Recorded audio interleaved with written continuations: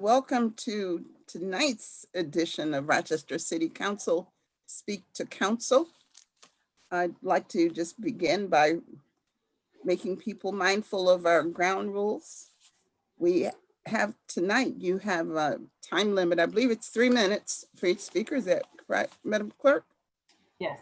We're asking, you'll hear a tone when you have 30 seconds left to complete your remarks. We ask that you will be committed to complete upon the expiration of those remaining 30 seconds. We ask that you keep your comments respectful in the manner that you would expect to be addressed yourself. And that if you have any handouts, just make sure they get sent to our Chief of Staff, BJ Scanlon, or Katie Hasselwander.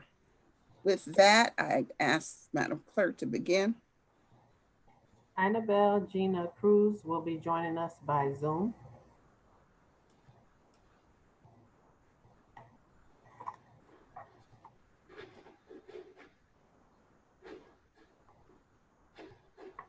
She's connecting to audio. Ms. Cruz, your time is ready to go whenever you are. Oh, you're muted.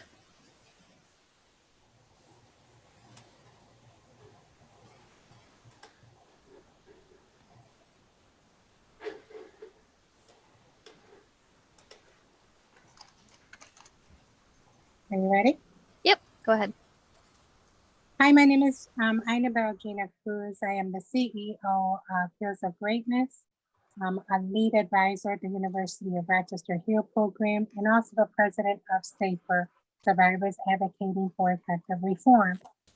Today, I would like to bring up to you or speak to the City Council regarding an introductory law 246, Paid Leave for Victims of Domestic Violence.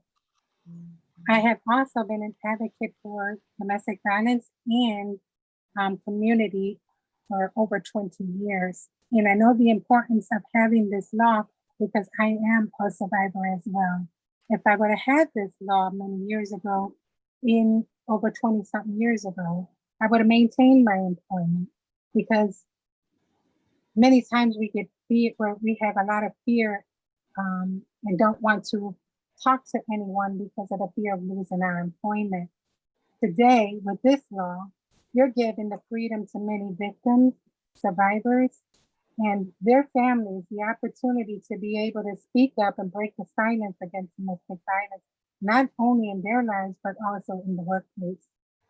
So I'm asking you, City Council, today to approve this law because today, you're going to make a difference, not just our lives, but everyone that works in your community and in your city hall.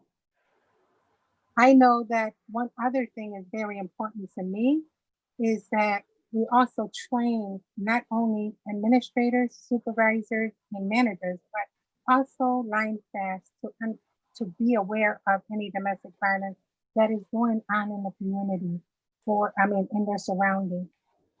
Having information on domestic violence on the walls in your offices, things like that, because sometimes victims will not speak up to anyone, but you having that information out will allow them to have that information available to them. And not only in the bathroom of women, but also in the bathroom of many and men as well.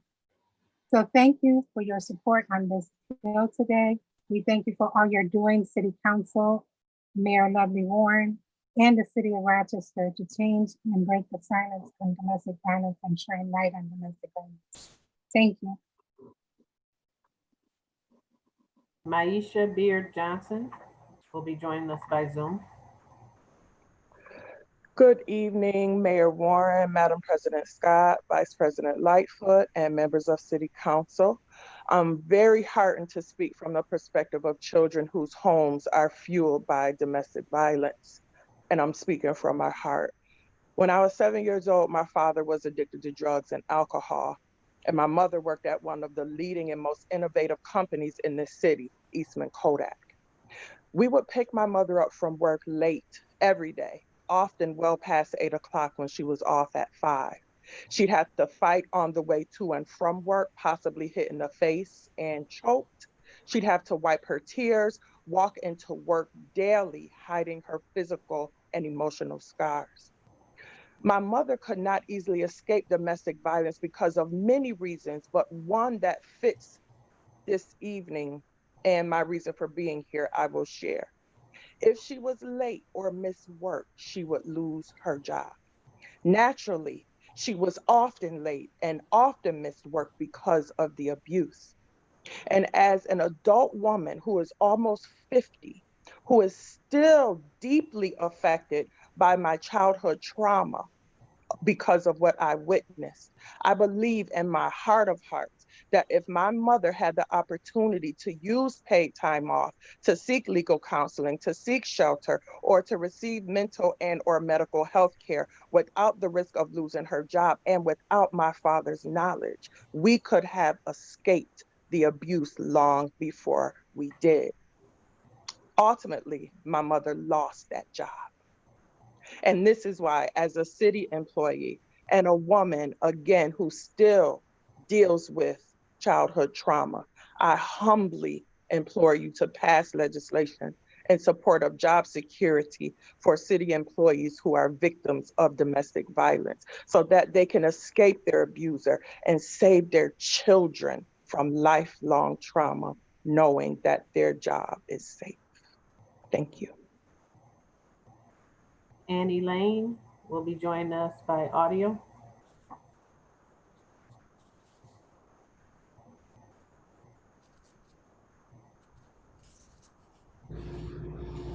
Hi, my name is Annie Lane. I'm the one in the middle. I'm also a survivor of domestic violence.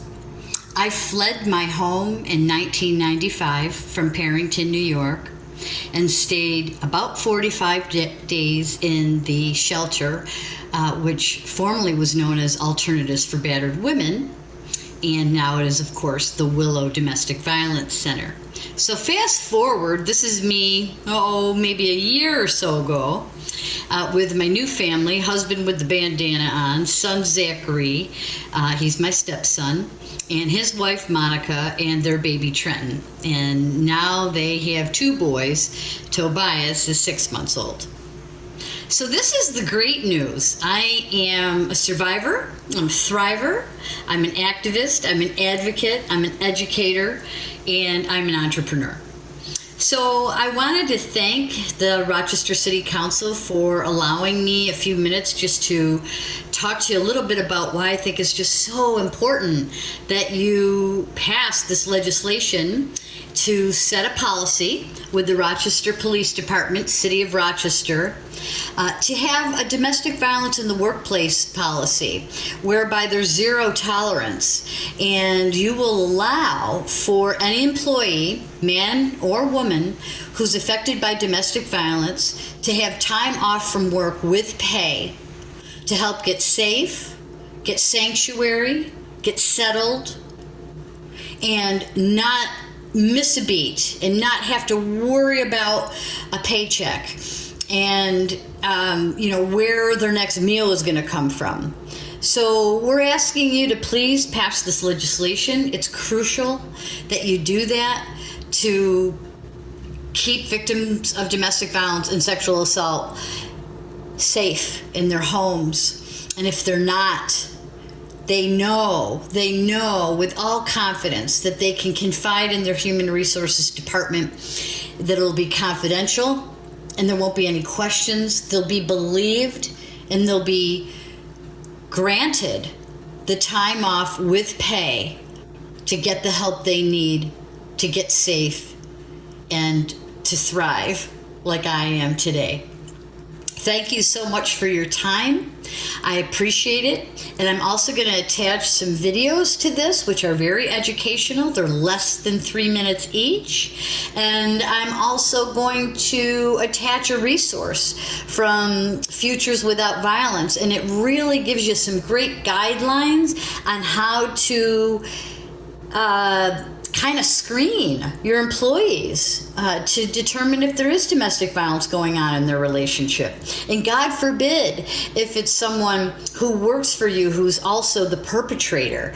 So, you know, it goes both ways, and we appreciate you even considering to set a policy for paid leave, and we hope you pass this legislation. Thanks so much. Bonita Tinsey Kelly will be joining us by Zoom.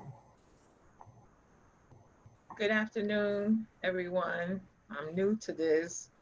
Good evening. My name is Bonita Tinsey Kelly. I'm actually not from Rochester. I'm actually from Amityville, Long Island, New York. I used to work at a hospital called South Oaks. I was a CNA. I'm kind of nervous. And to be able to speak, I had to come up in here in hiding. And then we had to do America's Most Wanted to catch my ex-husband, and they caught him in Canada. But to have a family of 4 and come up here knowing no one is hard. So I can imagine the people who are still working, because I'm an early retiree because of the situation too. But for the city people, anybody else to have to come to work after your abuser sometime pop you in your lip and you got to come in there with a busted lip, or he strangled you at night, you have to come in there with, and don't laugh at my picture because I was trying to make a little picture, but you come in there with a smile on your face, but you don't look like this because all what your abuser been telling you. And like with me, all I asked was for a divorce, and I was left on the side of the road in a pool of blood because he pistol whipped me and left me. And he pistol whipped me, so my teeth is messed up. I was fractured. I had a lot of staples in my head.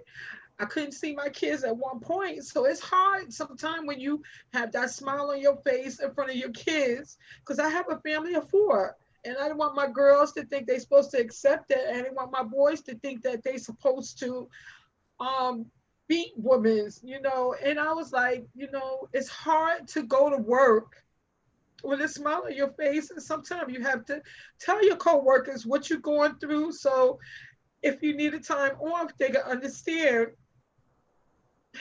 Excuse me, sorry. But it's just hard. And I can imagine people still coming into work with a smile on their face, and they do not feel like that. Their self-esteem is so low. It's all right. You're all right. There's nothing you can do.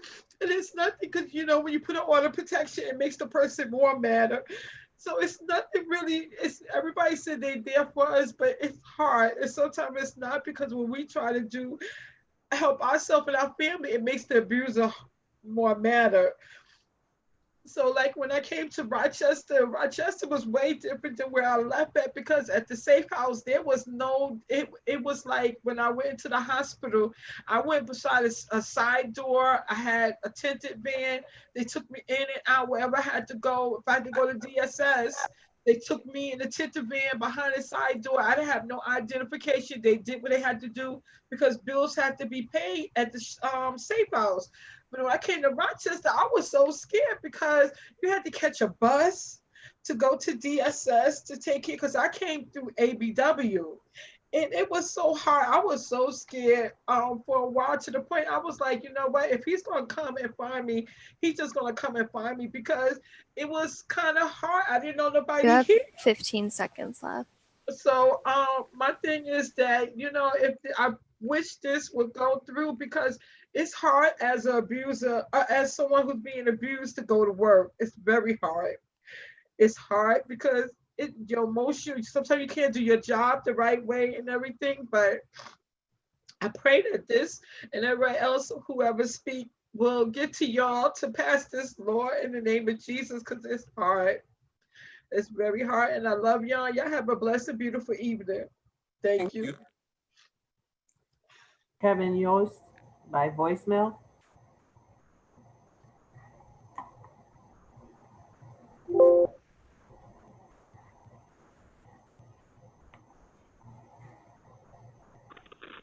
My name is Kevin Yost. 585-334-7179. I'd like to speak about statues, sculptures, and historical dioramas in downtown. I'm glad that the Frederick Douglass statues that were damaged were replaced or will be replaced or repaired.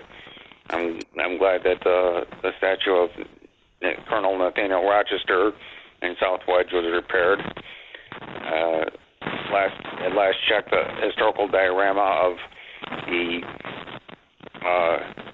Erie Canal in War Memorial Square by the Broad Street Aqueduct Bridge had a 4-letter word spray paint on that. It would be nice if that could be cleaned off, or if that's not possible, replaced.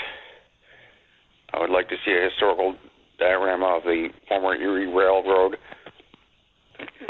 station along the sidewalk at the corner of Exchange and Court Streets. I would like to see the 1934 statue that was planned for downtown Colonel Nathaniel Rochester. That's a model at in either the basement of City Hall, the basement of the Central Library, made into a statue, but not on a 7-foot pedestal, and either parcel 5 that could be made into a park with the adjoining Midtown Commons, or the triangular green space between the what's left of the Interloop, University Avenue, Union Street, and East Main Street, and whichever of those two parcels doesn't, the Colonel Nathaniel Rochester statue 1934 doesn't go to, regardless of the fact that he owned slaves until the state banned slavery, that there be a sculpture of welded iron of Catlin's Tower that was of a small miniature version of Catlin's Tower that was proposed to built in St. Petersburg, Russia, and under Lenin, but only as a model in museums in St. Petersburg and Stockholm. Will not endorse, well, in no way endorsing communism. This is statues of Colonel Nathaniel Rochester in no way endorse slavery, and that there also be a small metal sculpture in the green space at the corner of South and Broad Streets by the parking garage there to remind of the court, to be modeled after a smaller version of the corkscrew ramp.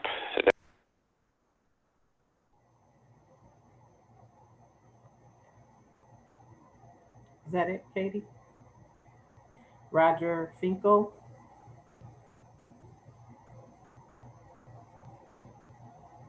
Sorry, I was muted. If city government is alarmed by the recent violence in Rochester, they cannot deny that even presenting the option for our landlords to evict us is begging for more. If we think the city is unstable now, just wait until the homeless population goes through the roof. This is a no-brainer. We cannot allow people to be removed from their homes just because they happened to be alive during this time. Thank you. David Sutlis Adius. Hello, this is Dave Sutlis Adius.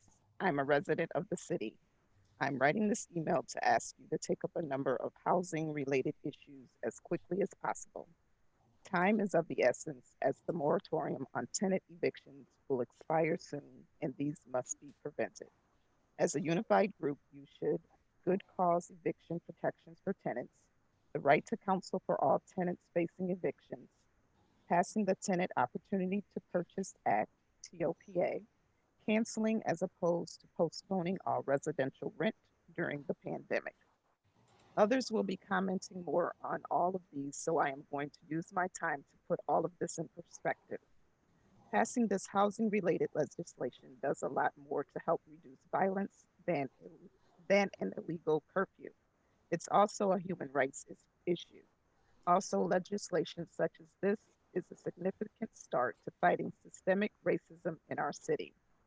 There will be a lot more work to be done after you act on these 4 things, but it is a momentum builder that honestly, we do not have any more time to wait for. Thank you. All Black Lives Matter. Gertrude Scahill. Esteemed members of the City Council, this email's purpose is to ask you to pass the following: Right to Counsel, Good Cause Eviction, and TOPA. I work with people suffering with housing issues on a daily basis as a member of the St. Joseph's House of Hospitality community.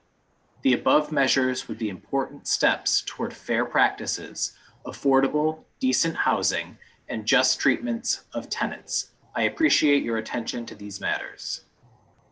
Rocco Hagan. In a just society, stable housing is a human right. No one should have to deal with the stress and uncertainty of being displaced, regardless of their circumstances or personal choices, because they can't put money in the pocket of a landlord. To think otherwise is to deny the basic humanity of those less fortunate than us. Basic needs need to be prioritized over profit margins. This is true in more normal times, but is especially true during the global crisis wrought by COVID-19. To the extent that City Council members can proactively address issues related to the upcoming end of the state's eviction moratorium, they must act for the protection of our community. This should, at the very least, include the demands of the citywide tenant union, namely the right of counsel for all tenants facing evictions. Evictions rates drop from 90% to 50% when a tenant has legal representation. Good cause eviction protections, a tenant opportunity to purchase policy.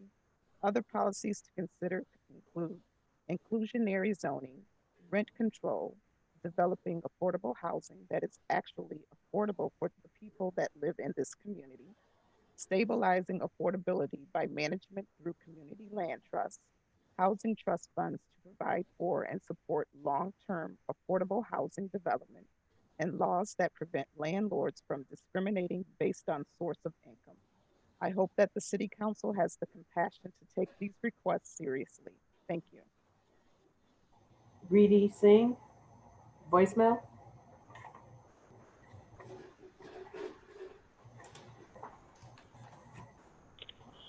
My name is Riddhi Singh. I'm calling City Council to address housing issues in Rochester.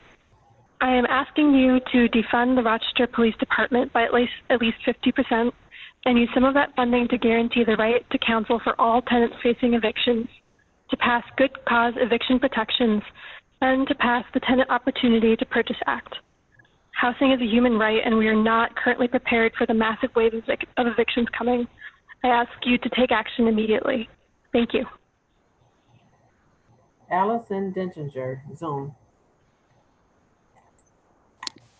Good evening, Council. I'm asking that you introduce and pass the following as a major step to stop evictions and make housing a human right. The right to counsel for all tenants facing eviction should be guaranteed. No tenant needs to be evicted because they don't know their rights and are unable to enforce them in a court of law. If you truly believe in this policy, please pass legislation that says it, not just the allocation of funds that will make this a temporary way to even the playing field.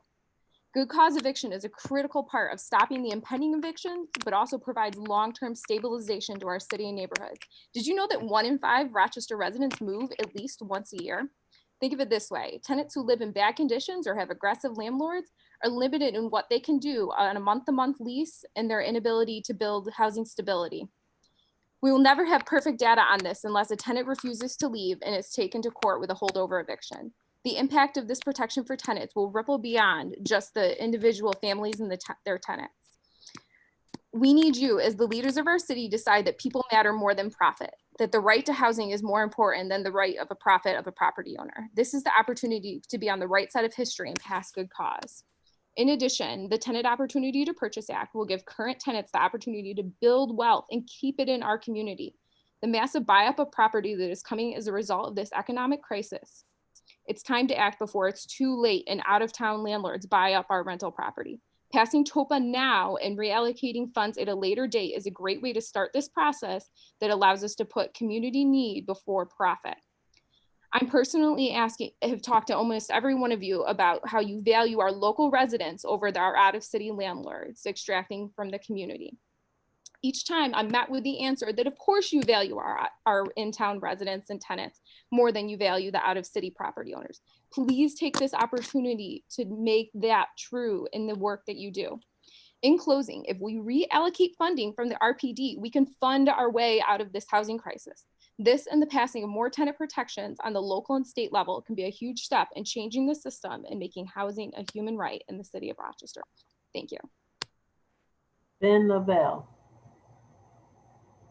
I'm writing in support of the citywide tenant union of Rochester's demands on the Rochester City Council for tonight's council meeting. These demands include guaranteeing the right to counsel for all tenants facing eviction so that tenants will be able to know and understand their rights and be able to protect themselves in a court of law. Good cause eviction protections, which would guarantee tenants the right to renew their lease and protect them against predatory evictions. This would require landlords to demonstrate good cause, such as breaking the terms of a lease in a court of law in order to evict a tenant. Lastly, support for the Tenant Opportunity to Purchase Act, or TOPA, which would give current tenants first right to purchase their homes or create a co-op with other tenants in the event that their building goes up for sale. That's the last speaker. This concludes our Speak to Council segment for this month. We will discuss the number of items that are on the A list at our regularly scheduled council meeting, which will begin at 7:30 p.m. and will be aired on YouTube, Facebook, and City Channel 12. Thank you for joining us this evening.